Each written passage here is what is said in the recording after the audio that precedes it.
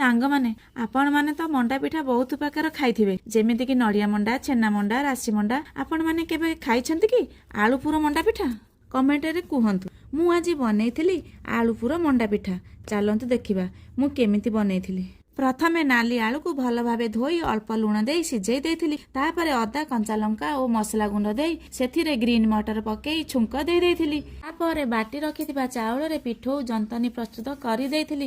ଯନ୍ତନୀ ହେଇସାରିଲା ପରେ ତାକୁ ଘିଅ ହାତ ହେଇ ଅଳ୍ପ ଚକଟି ଦେଇଥିଲି। ତାପରେ ତାକୁ କାଞ୍ଚି କରି ଆଳୁ ପୁରକୁ ଦେଇ ପିଠା ଗୁଡ଼ିକୁ ସବୁ ତିଆରି କରିଦେଇଥିଲି। ତାପରେ ପିଠାକୁ ଭଲ ଭାବେ ସିଝେଇ ଦେଇଥିଲି। ଏବେ ରେଡି ହେଇଗଲା ଆମର ଆଳୁ ପୁର ମଣ୍ଡା ପିଠା। ସାଙ୍ଗମାନେ ଆପଣମାନଙ୍କ ପାଇଁ ଗୋଟେ ପ୍ରଶ୍ନ ରହିଲା, କହିଲେ ଦେଖି ନାଲି ଆଳୁକୁ ଆଉ କେଉଁ ଆଳୁ କୁହାଯାଏ? ଏମିତି ପିଠା ଥରେ ଆପଣମାନେ କରିକି ଖାଆନ୍ତୁ ଓ ତାର ଟେଷ୍ଟ ନିଅନ୍ତୁ।